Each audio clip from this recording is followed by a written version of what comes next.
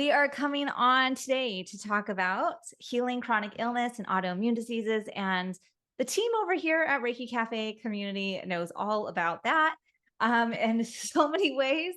Ultimately, everything that we manifest as physical disease in our body, 95% of the time, are coming from suppressed emotional issues. And so we really want to shine a light on that of like, where are our physical ailments, diseases, chronic illness, autoimmune, where is it actually coming from? And how do we put the brakes on it? And not only that, but completely pivot into a new reality. And so you've got two fantastic teachers with you today who have struggled personally with this, and other people in our lives who we have helped. And have given us really great examples of what not to do. So we really want to be able to have this really wonderful dynamic coffee conversation with you all today, noticing like sometimes and this is where that 95%, that 5% other is like genetic curses that I've seen. I have seen it come through as especially in childhood illness, it's part of your soul contract that you've come in specifically with a disease to teach other people in your life something. So those are like not as often, but it does occur. And those can also be healed. Once everyone learns the lessons, if you came in with a soul contract to have something and everyone's learned the lesson, you can sign off on it and it be complete, right? And so I've helped families through that type of situation, and also the genetic curse. Where did that come from? Why is it cursed? How far back do we need to look? How many generations ago did this get instilled in this bloodline? And knowing that that is really rare compared to the most often is that we have emotionally suppressed things going on. And so we need to look at that. And maybe it's this inherited emotional suppression that's actually the trigger, and not actually this something else going on. So we always want to look at what's going on in my physical body and how can I fully take responsibility for the energy and emotion that is caught within me, so that I can bring it to the surface, heal it, clear it. And really, this is where we're going to start today. How can we excuse the identity of the disease, the diagnosis? How can we not claim it to say, this is who I am?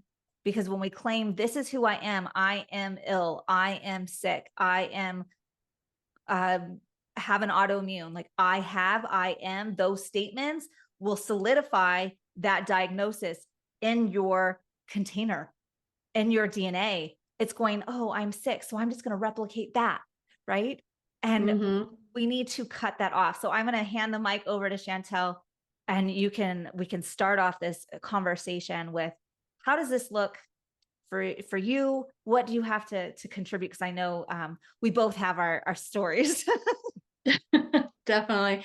I liked the intro of just starting with the soul contract part and the generational trauma, because we never really looked at that side of it. And I know it's a smaller percentage of it, but I did like that whole explanation to kind of just plant those seeds for our listeners to recognize that it isn't always because of this life, but what we've brought in with us. So with that said, going back to not connecting to the identity of what the illness, the diagnosis, and what your doctor's telling you doesn't mean that we don't look at the diagnosis for what it is and all of the ways of healing it, working with it, meds and all that stuff, but not allowing the hooks to come into the psyche, to the mindset, the thoughts, the emotions, and everything, because it really is an emotionally based thing.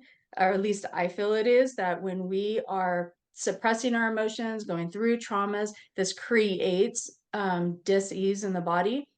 It creates kind of like a homestead for illness to grow and evolve. And that is where I come in with my experience. So long story short, I've dealt with a lot of trauma in my life, grief and death and things that created a hothead, so to speak. And so I was diagnosed 5 years ago with autoimmune, with MS, with multiple sclerosis.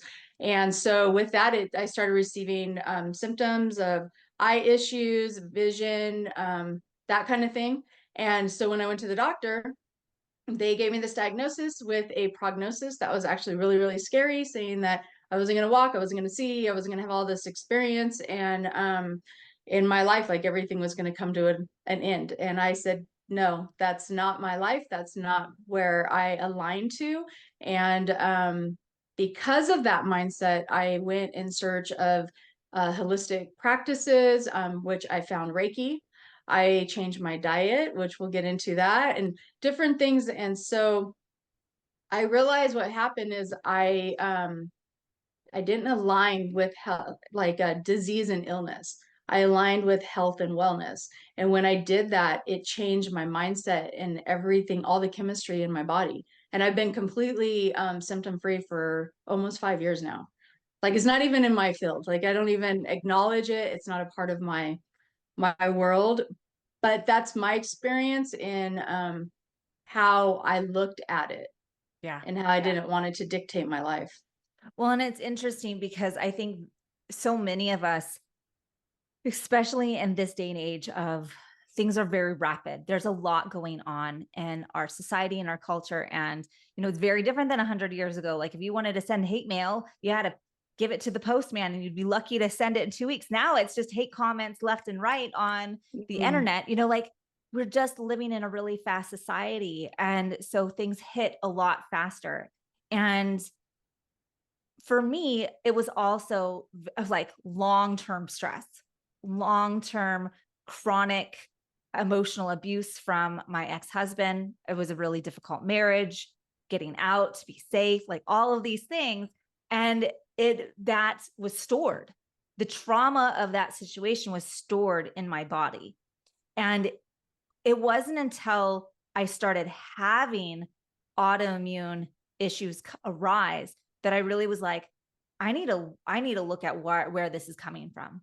And for me, like I knew right away, like, okay, I need like the Reiki practice is coming in and I want to look at everything through the lens of the chakras.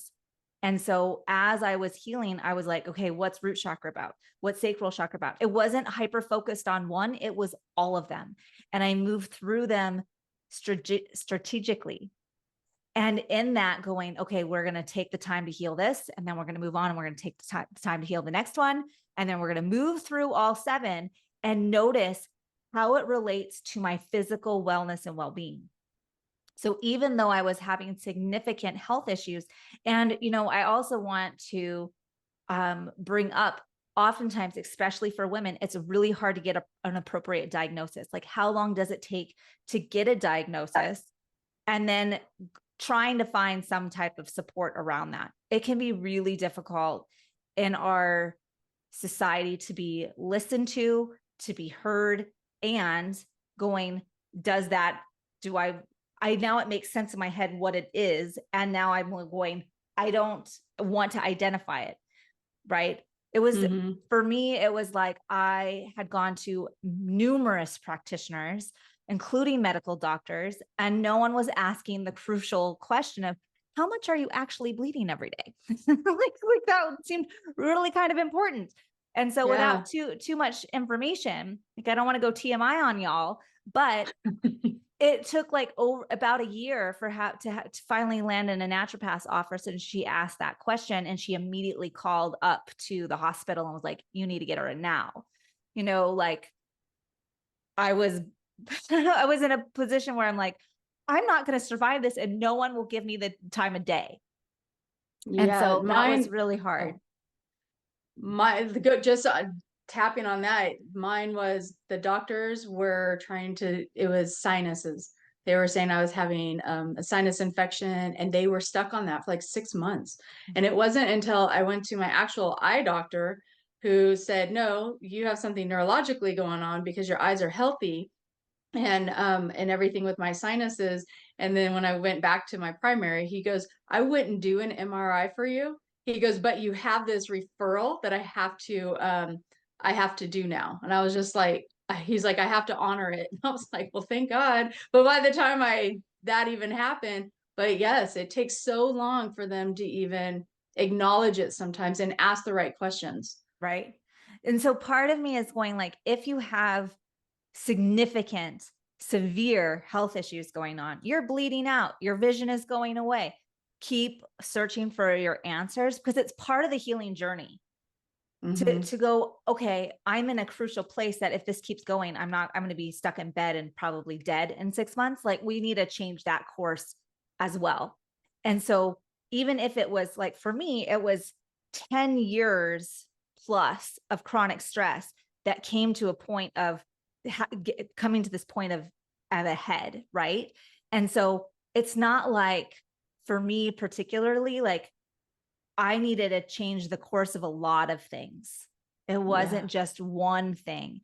It was like, I have to heal all of this. And my body is now wired to be in a state of receiving chronic stress. And so that's going to take time and attention to unravel it. And so that's a great point with that. The chronic, like, it's ready to receive it. That's with our fight or flight. Like, we're just ready to receive chronic illness, stress, anxiety. Right. And so having, like, looking at it, and it was like putting a mosaic puzzle piece together. Each piece made more sense, including the chakras, including understanding, oh, the reason why your stomach doesn't make any stomach acid is because of all the chronic stress in your life that's been going on for the last 10, 15 years. Right. Like, I would have no idea. And so it took a long time to get the initial diagnosis and then finding my path for healing with the practitioners that matched my energy. Like, the doctor that I ended up with finally figured out what was going on. It was actually really, like, as soon as I was in front of him, he knew exactly what was going on, which was great. Like, I got the diagnosis, but my presentation was a rare form of presentation. It wasn't the normal form of presentation for the diagnosis of ulcerative colitis. Right. And so because it wasn't quote unquote normal presentation for him, he gave crap nutritional advice. What he told me did the exact opposite of what I needed. And so I was actually getting worse by his recommendation. And it's so frustrating to go to a GI doc who knows nothing about nutrition. Like, one would think those would go hand in hand, right? But they don't. Well, I learned in my journey that they only get like 1 semester of dietary training. So when I went to mine and I was bringing, so my primary diet is keto. And through my studying, I learned that it's a great brain diet. So it really helps with the myelin sheath and rehealing that part of the brain that gets attacked. And when I brought that to his attention, he said, we don't even look at diet. And I'm like, what are you talking about? I don't drink sodas. I don't eat sugar. All these things I naturally eliminate from my diet, you know? And I said, compared to someone who does drink all this and all that. And he said, no, it's not recordable. Like, you can't prove data because people lie what they eat. I'm like, this is me. Let's talk about me and not like everyone. So yeah, it was very frustrating. It's really frustrating. It's like the medical model. And I knew this from when I was part of like the midwifery community. Like, I was studying midwifery, and we have so much nutritional education and OBs don't. So, like, I would have a client who comes in and was like, preeclampsia, their blood pressure is spiking. I'm like, you need to have more protein. Like, I would know the solution right away. But the OBs, it's just not in their repertoire, and like, they're not trained to do it. And so recognizing, like, I'm talking to a wall because they don't have this is not in their wheelhouse. So understanding that, like, just because you found a doctor and you've gotten this diagnosis doesn't mean, one, you need to accept the diagnosis, but it does mean that you need to continue your journey on a healing path. And you might need to pull in other healing practitioners that are going to help you along that path and along that journey. And that is okay. But don't just, I see a lot of people who get the diagnosis and then they marry that doctor, and they're like energetically marry the doctor, and they just feed right into everything that they are told and just go on all of the meds, which in some cases are important. Like, especially if you're in such a state where it's life-threatening, like, I get it. And who in your world can you bring in as a practitioner who is actually here to help you heal, not manage a chronic disease? Notice the difference. I want to Yeah, heal my colon. I don't want to just pump it full of meds and steroids to keep it from swelling up. I want to know why, and I want to know how can I keep my colon happy? When you pivot to like the functional medicine doctor, the holistic medicine doctor, because for myself, when I started searching, my actual doctor is in Arizona and I'm in California, because my primary wasn't giving me any resources that was aligning with where I was going with my health and everything. And so I traveled all the way to Arizona to do it, because he was looking at the full body and not just the symptoms of what I was having, just the diagnosis of that. And I think that's what is so important. And I love, like, don't marry your doctor. It's okay to go get a second opinion. It's okay to seek outside of your insurance plan and all of that, you know, even if it is a little bit out of pocket, because I know when I looked for a second opinion, my doctor actually got really upset. And I'm like, I'm sorry, this is my life. And you want me to go pump all these, you know, steroids and, you know, whatever in me. And so going for the functional, the practitioners that are looking at the whole body and fixing the root cause, like working on the root cause, is what's really important. Yeah, absolutely. And so like in my experience, it was the same. Like I was searching for another holistic practitioner. And for me, that was a functional medicine coach, because they really look at it holistically, your whole body. They want to look at the hormones, and they want to look at your gut health and take fecal samples and all of the things, which is not in the normal repertoire of the medical model. But I remember the day that I chose to go to her. It was right before the pandemic shut down, like literally the day before. And everyone was kind of freaking out because no one knew what was going on.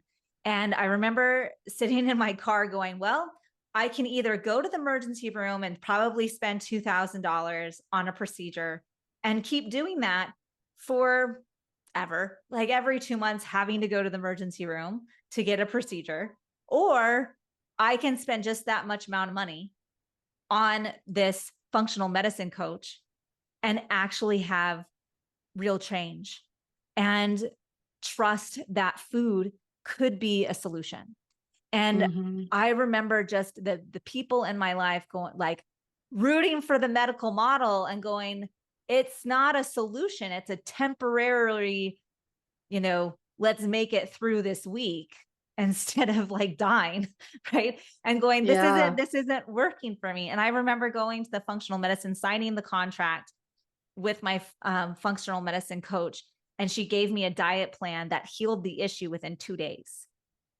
And I was like, Wow. yeah, fantastic. And I loved it because that relationship was one that I could text her and go, hey, this is coming up for me. What should I be doing?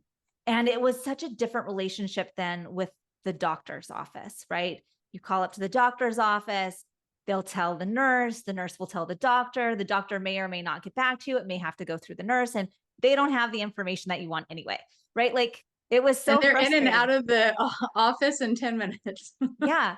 Any doctors, including the naturopaths I've worked with, are like, they may or may not get back to you in a timely fashion. And I just was like, I'm paying this good amount of money so that when I say, I'm freaking out, this is what's going on with my gut, what should I do? And she's like, eat a yam. Like she texts back instantly. And I'm like, yes, thank you. Like I just needed a solution, an idea. Like, and you know, she kind of kicked my ass in so many ways, because she was able to go like, let's really figure out what the core issue is physically.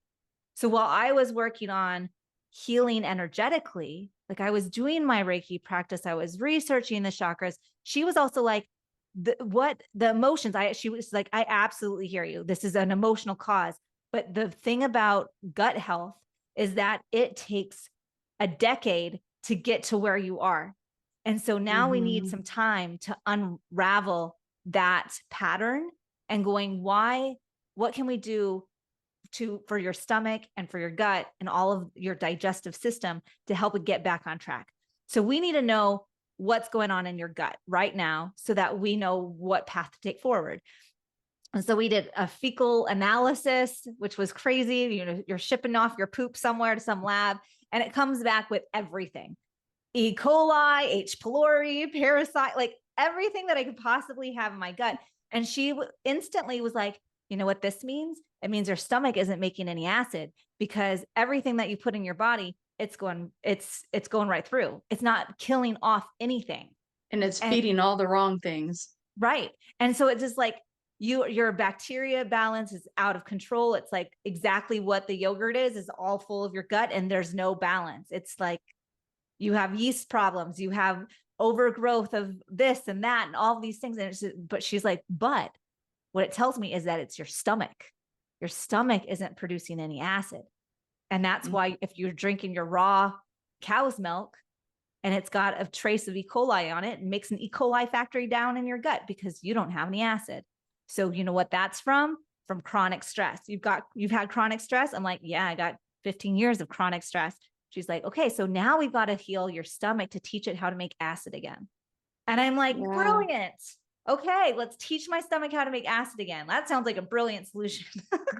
And then let's try to create a stress-free environment, because right there, that's the thing, is that we're releasing all of these chemicals because we're stressed, because we're overwhelmed. All these emotions are coming to the surface, but it's such a natural environment for most of, well, Americans, but that's what I'm focusing on. Most people live in such a chronically stressed out environment. Yes. Home life, work, our head can just be such a stressful environment that it creates this breakdown in our system.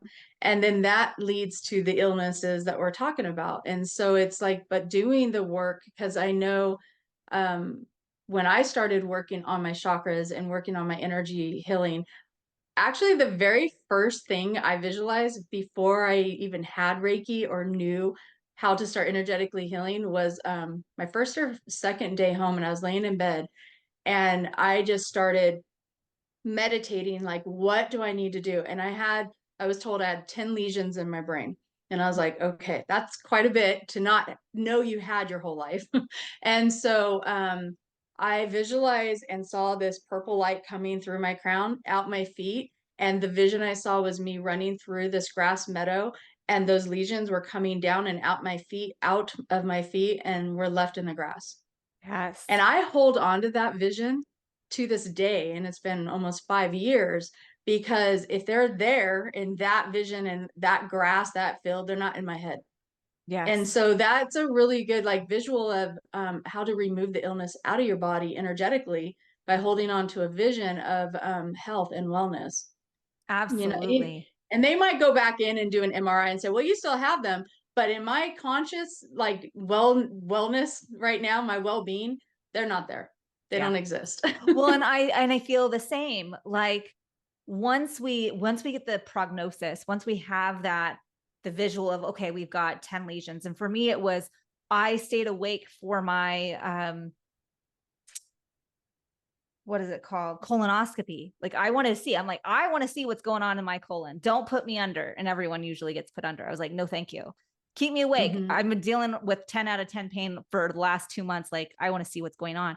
It's like ulcer. Like, and he was, and so I could see my gut bleeding out. And in that I could then have the visualization, like the availability of going, now I can visualize that loving, healing energy coming and smoothing it all out. Right. So it's not that seeing it or hearing it is the bad thing. It's what we think about it. We need to change the way we think. Like, okay, now I know where to start. I have this visual of what it looks like, and it's in the far unhealed state. Now I can bring in the visual of what it needs to be like in a healed state.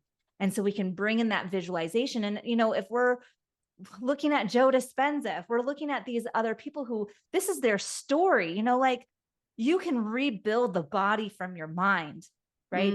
And that going, how do I need to walk in a light? How can I walk in my life in a state of I'm chronically healing? I am Yes. always healing. I am always available for more. I'm always available for the abundance of life force energy to come flooding into my life. And so, what do we need to do to get into that state of receiving help, receiving support, and receiving that blessing of healing light into our life? And so, what do we need to do? And so, it might be canceling our chronically toxic relationships. It might be saying, you know what, I'm not available for that PTA meeting this year. I'm not going to overextend myself. I'm going to say yes to me. And that means making really strong boundaries of going, this is what I'm available for, and this is what I'm not. It comes down to our identity, that solar plexus level on so many sides and angles. So it's not just, I'm not identifying with the disease. That's a huge part of it. Like, we're not going to That is a identify. huge part of it. We're not It's going to you identify creating it. your own prognosis. You have your Yes. doctor's prognosis, and if it doesn't align with you, then create your own. Visualize that life that you want. What is your desired outcome for your health? And when you can put that vision there, and it's in your heart and it's in your actions, because it's not just, I mean, it's mainly in your thought, but the thought is what creates the action. So once you put the intent out there and you're disciplined with yourself, then that is really when the energy follows, and it will start to heal the body. Because if you're not dealing with the chronic stress hormones and the negative negative self-talk and all of that, and saying, okay, I'm a sick person. Well, what does a sick person look like? They self-suffer. They're laying in bed all day. There's no exercise. They're not eating well. They're not taking care of themselves. There's no self-nurturing. A lot of people don't have self-love because they are why me, poor me syndrome, versus when you think of being healed, you are active and you're participating in your healing. And that's the difference, I think. And there's a fine line there. Take Yes. the moment you need to feel sorry for yourself, but give it a limit. So Right. take action right after that. Right. Okay, you know what? I felt sorry for myself. Why is this happening to me? All the thoughts, all the emotions, but then take action and move forward in your healing. Because Yes. once you have that awareness, then that's your new timeline to hop onto and say, this is the trajectory that I'm going on now. Yes. Absolutely. Absolutely. And I think with that, you're identifying who you are, and in that going, what's their lifestyle like? Not Yeah. just their food and their exercise, but who in their life is supporting their healing journey, and who's inhibiting it, and where are you self-sabotaging to stay in that chronic state of unwellness, right? Yeah. And I think a lot of people, once they receive a diagnosis, they go out and they tell everyone. And when I received it, I didn't tell anybody. And my circle was so small because I didn't want anybody's negative self-talk put on me. I didn't want anybody's pity put on me. I just, that was just where my mind was in the moment. I'm like, I want to cultivate and create this sacred space for me to heal. And everyone that was in that space with me was supportive of me and my healing journey. They may not have understood it because, the doctors were trying to send me for infusions and I wasn't going that route. And there was fear, in some of my family members. Why aren't you doing this? And it was like, because it's not what's talking to me. And Right. there was so many signs in the day of that, me going and even trying to go have one of those done. And I actually was in the chair. I said, okay, I'll try one. And I got rear-ended that day. Um, the student I was working with flipped out. My husband was chased by a crow and it was just cawing at him the whole time. And then when we got there, they handed me this packet with like this thick of a packet with all of these side effects. And as they're like strapping me to the chair and doing all these things, I'm like, no, I gotta go. And I left. And the nurse was like, well, those symptoms will be here when you get back. And I'm like, I'm not coming back. And I haven't.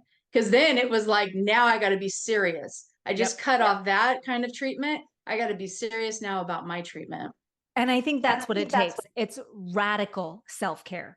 It is Radical. radical choices for your self-love. It is radical removal of toxic energy in your life.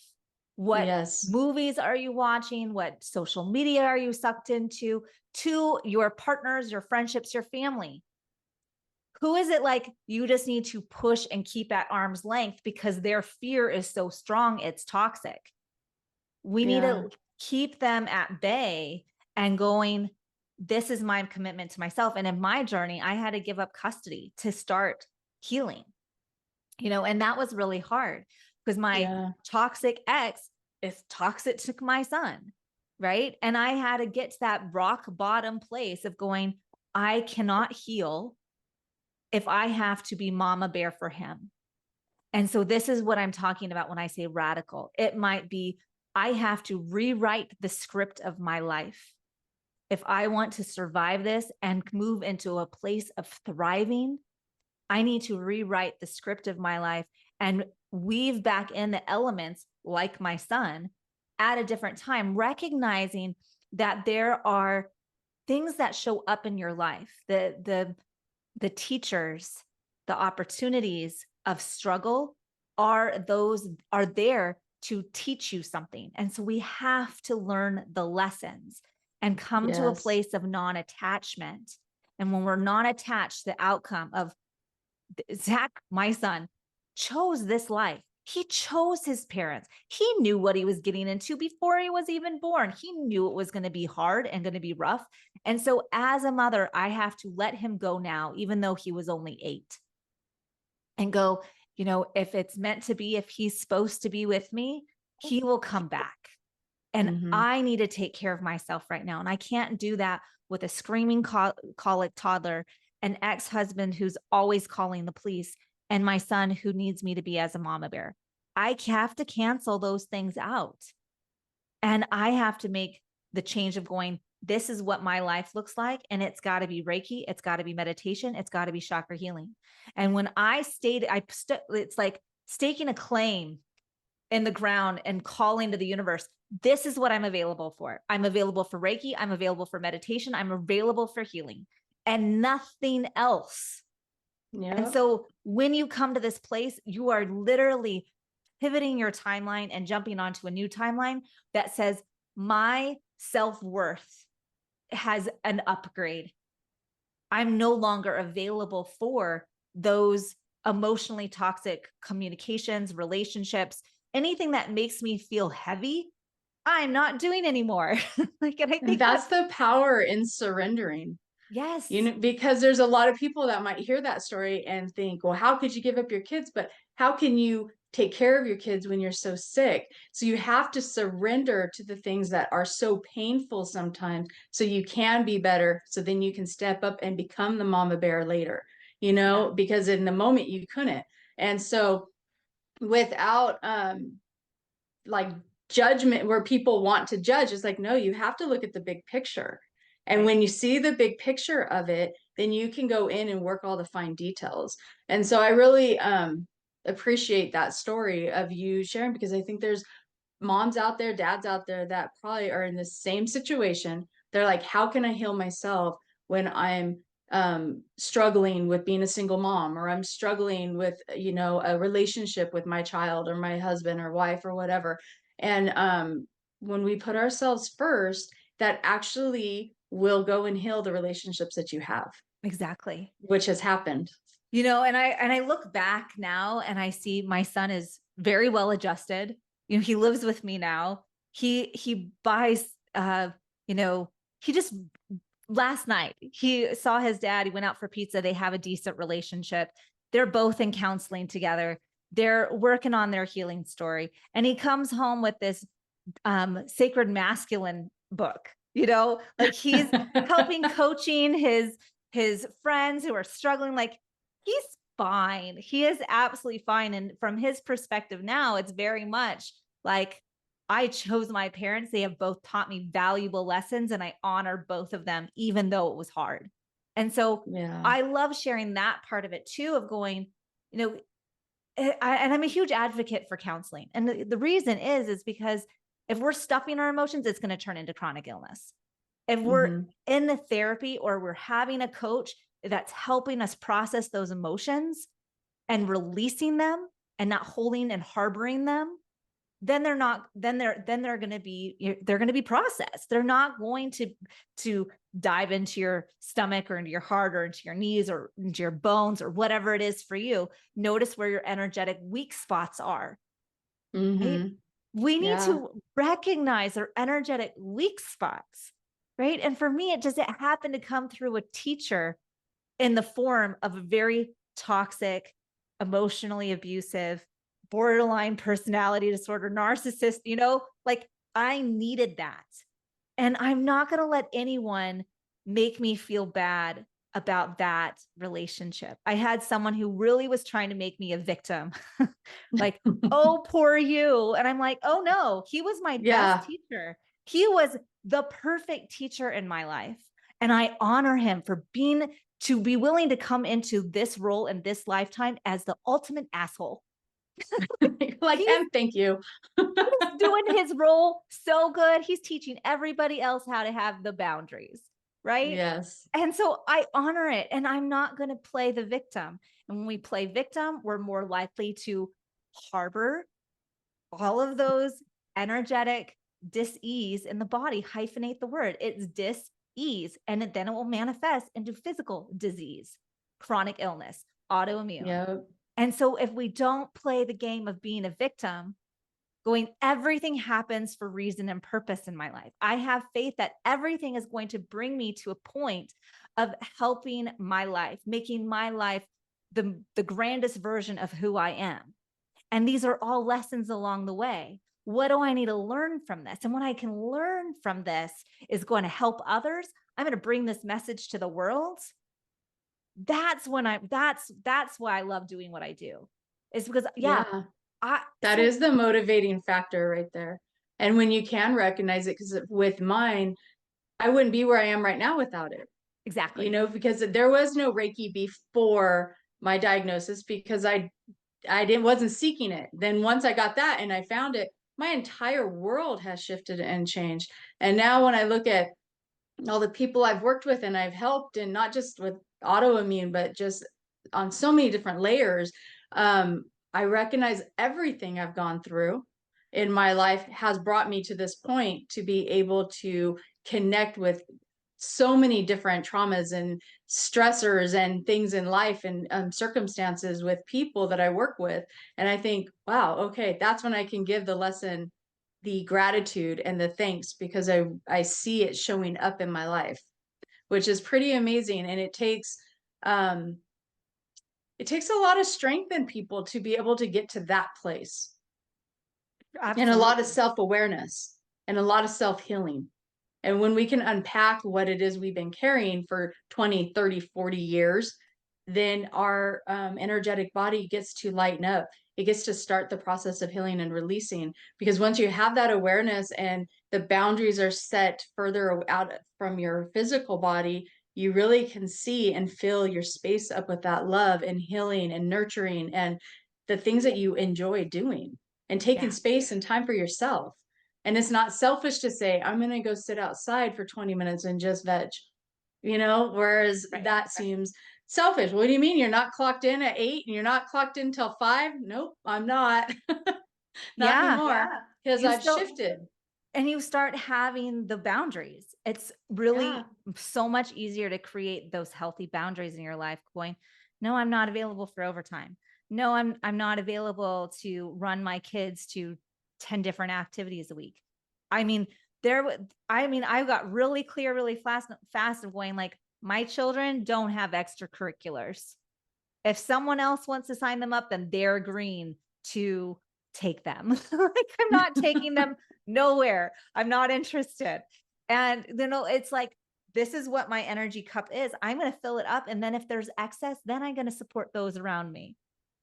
Yeah. And and I have to remind people, it's like, we're all on a spiritual journey. We're all on a healing journey. And if we can identify with, I'm on that walk, I'm on that path of healing to the grandest version of who I am to support those around me. When we can walk that walk, we can also attract others who are in the same headspace. Like, I go visit my parents and they live in a retirement community and everyone's talking about their ailments and what they have going on physically and when their hip replacement's going to be and all of these things. And I'm like, and my dad is sitting there and going, should I be doing Reiki circles and offering Reiki sessions? I'm like, yeah, Yeah. we're going to get them out of their mindset. Like you Yes. have all of the resources available to you. And, my dad's a Reiki master. I'm like, I could come down and teach Reiki classes and you can do the Reiki circles. Like they need help to get them out of their mind of like, just because you're 60 doesn't mean that your world is over. Just because you're 70 doesn't mean you need to stop traveling. Like, No. I'm a huge advocate of like, let's live our best life and let's do the things that fill us up and help us come into that space of expansion. So if talking about our health conditions brings us into a state of contraction, we're making ourselves small, we're focusing on the fear, we're focusing on death. And from an angle of death is scary and bad, that's not helping our energetic system. What's going to be the thing that moves us into a state of expansion? Is that Turning the TV off. turning the TV off? Totally. Turning the TV off. No more commercials. No more Stop news. listening No to the more, society norms. Yeah, exactly. And it's like spending time in nature and eating food that is high vibe. And what I mean by that is like, I remember asking my spirit guides and my spirit team going like, what should I eat? Because I was really struggling with that. And they were like, manna. And I'm like, oh God, Manna? manna, like from the Bible, like spiritual food. Oh, yes. Okay. Right? Manna. And I was like, where am I supposed to find that? And they were like, and it was really hard to go, okay, we need to eat as clean as possible. That was my takeaway. We can't be eating GMOs. I remember going through my house after watching some GMO documentary with the trash can and everything got thrown away and going, I'm no longer available to have pinholes in my gut.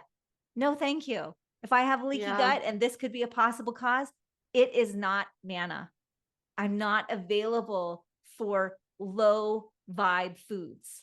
And going, I'm worth organic. I'm worth local. I'm worth going and spending time on my garden where I can give it Reiki and get the carrots and the lettuce and all of the things. And I love my garden. Like I can't wait for gardening season and it's not here yet. Like I've been living in Montana, so we really don't start gardening until like May. And I have a few short months to do all of my gardening. But it's that being one with the food that you're growing can be so healing. You know what's going into the soil. You know how often you're talking nice words to it and going, I love you. You're going to be so delicious and you're going to nourish my body and you are beautiful. And I can't wait till you grow to fruition. And like having that animist dialogue with nature. And I mean, I think that's another point of like radical choice of going, I want to eat some food that I have grown year round. What does that look like? Maybe it's that you grow garlic that can preserve. Maybe it's your squash plants that can preserve.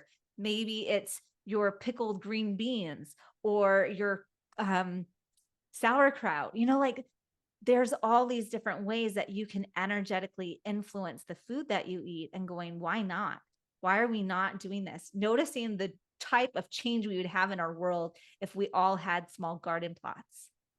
And speaking to the food, like you're talking about, speaking to your water, setting in the intentions. And when you're cooking and preparing your food, do it with love in your heart. Yes. Don't be angry, don't be frustrated, don't put that energy into your food because that's what you're consuming and that's what you're eating. So if you see it like that, like how am I cutting rough? Am I irritated because I'm in my argument with my spouse or whatever, or my kids? That's exactly what you're putting into your food and you will be consuming. So we also have to change the mindset too of how we're cooking, how we're preparing, speaking to our food, speaking to our water, and just creating this intention of health in all things that you do. Just being healthy, and you take a shower, Reiki in your shower head so that you're getting that water that's cleansing you. It's going into the pores of your skin and into your body. right? So you also want to make sure you have good water that you're bathing in. So if that means putting a filter on your shower head or having a filter system on your house so that you're not getting all the chemicals. Right. In my area, we tested our water, and the guy said, you know, when you go swimming in your pool and you smell like chlorine and then you go shower to take the chlorine off, he's like, you have more chlorine in your water in your shower than you do in your pool. I was like, I have a filter system on my house now because I was like, we can't be putting that much chemical in our body, and we do. So it really is looking at the whole picture of how is our body sustaining through so many chemicals and everything in our food, our water, our drinks, everything that we're consuming.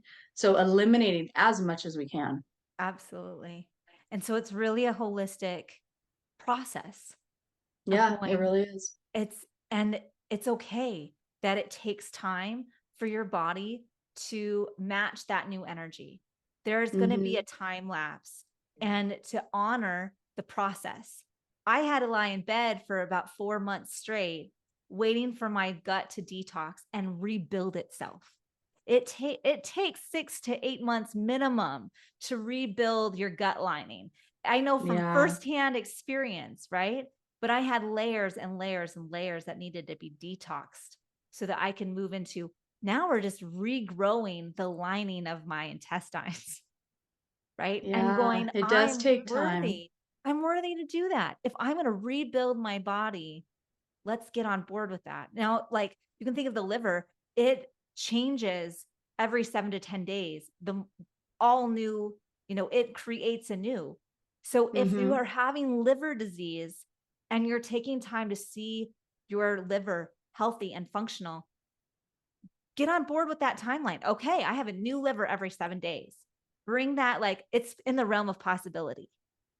Absolutely. Right? So like, it's doing the work and showing up and knowing that you're worth it and cutting out what no longer serves you, whether that's food or people or whatever it may be, to say yes to you, to getting the counseling, to getting the healing work, to processing those old emotions, however it needs to be done, to let them go. This isn't the counselor that wants you to stay stuck in the past. It's the counselor who's going, how can we move through these emotions? And this is why I like working with coaches personally, is because I want to move through the emotions and adhere to a new future forecast of being in that state of health and wellness, of prosperity, of abundance, of clarity, of consistency, of having things go my way and it work out for me. So like, how can we say yes and make the investments? This is where I could have gone to the ER, but I went to a functional, holistic coach instead. And so you have a choice. And I think that's what it all comes down to. Everyone has a choice. Yeah. It's in our solar plexus. We can choose to be a victim and stay in the mindset of, I am sick and everything is hard and my body is broken. Or we can have a choice to say, my body is healing and I'm going to give it all the love and care it needs to be in a space to heal fully. This is my sacred container. This is my temple. This is my palace. My body is my palace for my spirit. And what do I need to do to bring that into alignment of health and rejuvenation and healing and overflow and abundance? And saying yes to that. And saying yes to that. And to know that our body is so amazing and does self-heal. So you're either allowing, like you're saying, you're speaking to your body, this is my temple. This is my like avatar or my vehicle in this world, however you want to put it. But if you're not taking care of yourself, it's going to fall apart. Just like your car. If you don't take care of your car, it's going to fall apart and break down on you. And so it's like a car can last 20 years, but if you don't take care of it, it's only going to last you 5. And that's the same thing with our body. And if we can put that kind of concept on it and recognize we get to heal ourselves through our emotions, our thoughts, our processes, then our body is going to step up and it's going to meet that. It's absolutely going to start. The liver is going to heal, the brain's going to heal, the heart's going to heal. But it takes time, because if we do so much damage to ourselves, it can take years to heal that. And just having patience with yourself and having that space for yourself to do the healing that needs to be done. Right.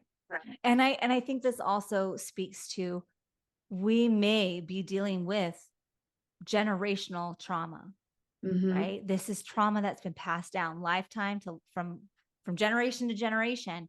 And when we actually stop and say, I'm worthy to do this work, you're not only healing yourself, you're healing the generations that's going to move forward from you.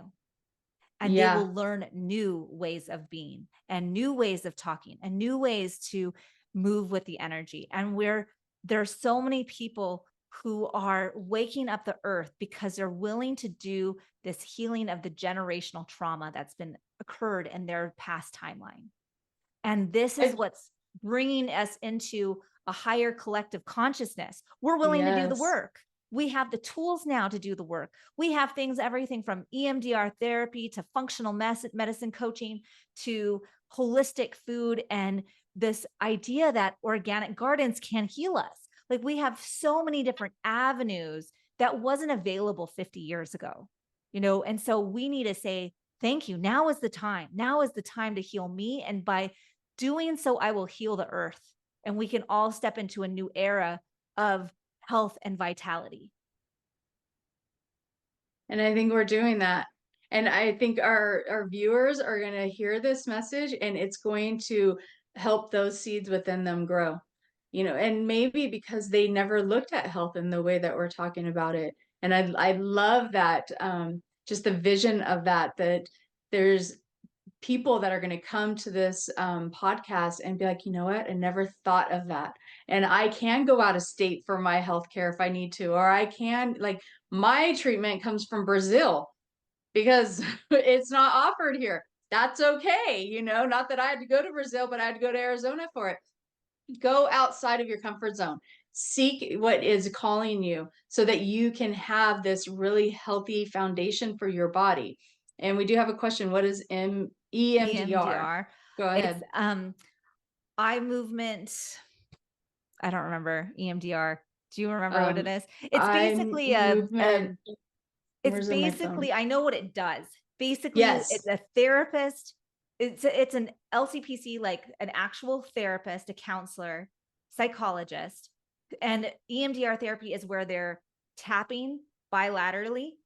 And so go ahead. Eye movement, desensitization, and reprocessing. So they're going in and changing the thought patterns of the brain. And that's the treatment. So it's through like processing, stress disorder, but it's movement of the eyes that is going to help track new thought patterns. And so oftentimes they'll do little tapping back and forth, like they'll tap on you, or you'll hold little panels that have vibrations that go back and forth. And basically it takes the trauma that's significantly showing up in your world. The responses are showing. So like if you've been raped, if you've been in a war zone, if you've been domestically abused, like whatever it is, and that trauma is constantly being triggered in your mind, and that you're having flashbacks, if you're having PTSD, it's going to move that experience from one part of your brain to another part of your brain. So no longer are you being constantly triggered by it. It's a great first step to heal from your constant being in that fight, flight, triggered state of mind, and to going, I can see that phone call ring, because that used to be my PTSD trigger, and no longer have the same reaction to it. Just going, oh, well, I'm not available. And rather than having a panic attack, right? So recognizing, like, if you're in a constant state of PTSD type triggers, this might be a great therapy to just bring your body back into a balance. And you might not necessarily need very many of them. I've seen that EMDR theta healings like that too. Yeah. It's a little different in the therapy, but it is retraining the brain and the thought processes, and to disconnect from the suffering, like what's the word I'm trying to think? The PTSD. It's just disconnecting from that. Yeah. Sorry. See, even my brain's all right. But it is. It always comes back to And we hear this all the time. When the student is ready, the teacher will present itself. The Yep. same goes when you're ready for your healing, the modality will present itself. And so trust that. If it's not a modality that we've spoken today, but you are in a place of, I am ready for healing, I'm ready to significantly and radically change my life so that I can live a life of health, wellness, and prosperity. And that, knowing that, identifying that, you will have the modality that shows up for you. And if you want to work with Reiki Cafe University, whether you want to hire us as your practitioners, we're available for that. Izzy has her own health and healing and wellness story that's similar to ours in a way. It happened a lot younger in her life.